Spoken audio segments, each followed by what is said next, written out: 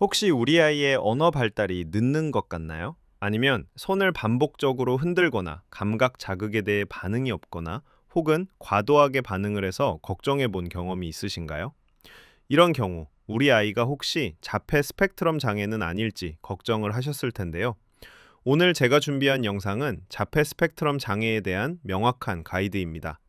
영상을 통해 자폐 스펙트럼을 이해하고 우리 아이에게 적절한 치료는 무엇인지 확인해 보시길 바랍니다. 안녕하세요. 자폐 스펙트럼 장애 혹은 ASD라고 들어보셨죠?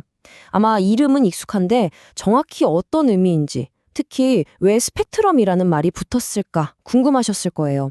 오늘 그 궁금증을 제가 시원하게 풀어드리겠습니다. 오늘 우리가 살펴볼 내용은 이렇습니다. 먼저 스펙트럼이 대체 무슨 뜻인지 알아보고 ASD의 핵심 특징들을 짚어볼 거예요.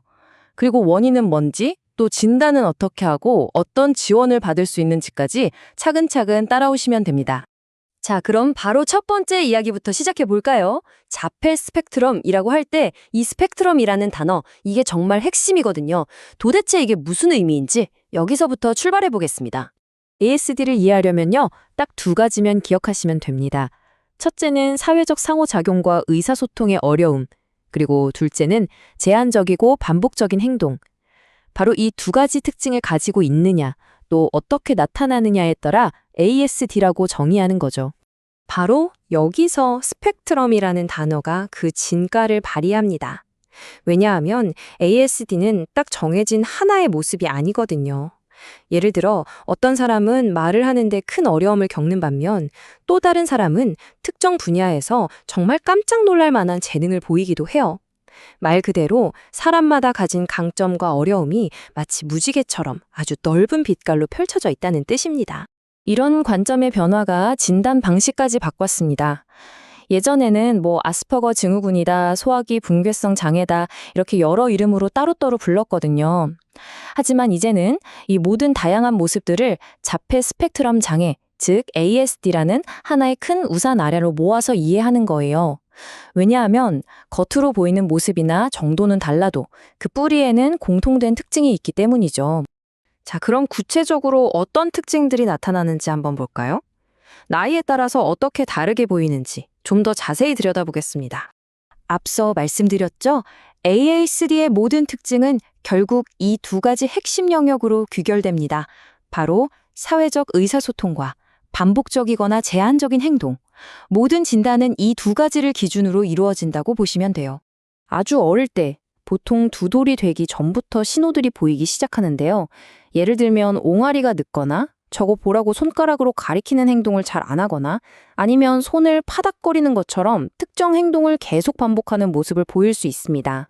이제 아이가 커서 청소년이나 성인이 되면 이런 어려움들이 좀 더 복잡한 양상으로 나타나게 됩니다. 친구를 사귀는 게 너무 어렵다거나 직장에서 눈치껏 행동하는 걸 힘들어할 수 있죠. 때로는 좌절감 때문에 감정이 폭발하기도 하고 특히 여성의 경우에는 이런 특성을 감추려고 엄청난 에너지를 쓰기도 합니다. 자, 그럼 가장 궁금해하실 부분이죠? 도대체 ASD는 왜 생기는 걸까요? 이 부분에 대해서 정말 오해도 많고 잘못된 정보도 많은데요. 지금부터 과학적으로 밝혀진 사실들만 쏙쏙 골라서 정리해 드릴게요. 가장 강력한 원인으로 꼽히는 건 바로 유전입니다. 연구를 보면요, 무려 50에서 80%가 유전적인 요인과 관련이 있다고 해요. 어마어마하죠? 근데 여기서 정말 흥미로운 점이 있어요. 대부분의 ASD 아동들은 가족 중에 같은 진단을 받은 사람이 없다는 거예요. 이게 어떻게 가능하냐면 부모님에게는 없던 새로운 유전자 변이가 생기거나 여러 유전자들이 아주 복잡하게 얽히면서 나타나는 걸로 보고 있습니다. 성별에 따라서도 차이가 꽤 큽니다. 그래프를 보시면 남성이 여성보다 거의 4배나 더 많이 진단을 받아요. 그런데요, 이 숫자에는 숨겨진 이야기가 있을 수 있습니다. 요즘 연구들을 보면 여성들이 사회적인 분위기 때문에 자신의 특성을 감추는 이른바 마스킹을 더 잘해서 진단 자체를 받지 못하는 경우가 많을 수 있다는 거죠. 유전 말고도 몇 가지 다른 위험 요인들이 알려져 있는데요. 예를 들면 부모님의 나이가 많을 때 혹은 취약 X증후군 같은 특정 유전 질환이 있을 때 그리고 임신 중에 발프로산 나트륨 같은 특정 약물에 노출되거나 아이가 너무 일찍 태어나는 경우에도 위험이 조금 높아질 수 있다고 합니다. 그리고 이 부분은 정말 확실하게 말씀드리고 넘어가야겠습니다. 바로 백신에 대한 오해인데요. 결론부터 말씀드리면 백신은 자폐를 유발하지 않습니다. 이건 한두 개의 연구 결과가 아니라 수많은 대규모 연구를 통해 명백하게 밝혀진 과학적인 사실이에요. 더 이상 논란의 여지가 없는 과학계의 확고한 결론입니다. 자, 이렇게 원인도 복잡하고 다양한데 그럼 도대체 진단은 어떻게 하고 또 어떤 도움을 받을 수 있는 걸까요? 이제 그 이야기로 넘어가 보겠습니다. 먼저 알아두셔야 할 건 ASD 진단은 피검사나 뇌 MRI처럼 한 번에 딱 나오는 검사가 아니라는 점입니다. 그 대신에 전문가가 부모님과 아이의 성장 과정에 대해 아주 깊이 있는 대화를 나누고 또 아이의 행동을 세심하게 관찰해서 정해진 진단 기준에 따라 종합적으로 판단을 내리는 아주 신중한 과정이에요. 그때 사용하는 공식적인 기준이 바로 DSM-5라는 진단 기준인데요. 이걸 간단히 설명드리면 이렇습니다. 먼저 사회적 의사소통과 관련된 3가지 영역에서 모두 어려움이 보여야 하고요. 그리고 제한적이고 반복적인 행동 4가지 종류 중에서 적어도 2가지 이상이 나타나야 합니다. 마지막으로 이런 특징들이 아주 어릴 때부터 시작돼서 학교 생활이나 사회생활에 실질적인 어려움을 줘야 한다는 조건까지 모두 만족해야 진단이 내려지는 거죠. 여기서 정말 중요한 점은 ASD의 만병통치약 같은 단 하나의 치료법은 없다는 거예요.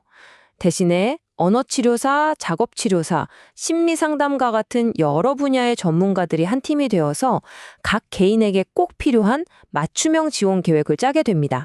그 지원 전략이라는 게 아주 다양한데요. 예를 들면 응용 행동 분석, 즉 ABA를 통해서 사회적인 기술을 배우기도 하고 언어 치료를 통해 소통 능력을 키우기도 하고요. 또 작업 치료를 통해서 일상생활에 더 잘 적응하도록 돕기도 합니다. 이 모든 것의 궁극적인 목표는 단 하나. 그 사람이 더 행복하고 독립적인 삶을 살아갈 수 있도록 돕는 겁니다. 그리고 이 모든 지원의 바탕에는 아주 중요한 생각의 전환이 깔려 있습니다. 예전에는 ASD를 고쳐야 할 문제나 부족한 부분으로 봤다면 이제는 그게 아니라 그냥 뇌가 조금 다르게 작동하는 방식일 뿐이라는 거죠. 즉, 결함이 아닌 차이로 보는 신경 다양성이라는 관점이 점점 더 중요해지고 있습니다.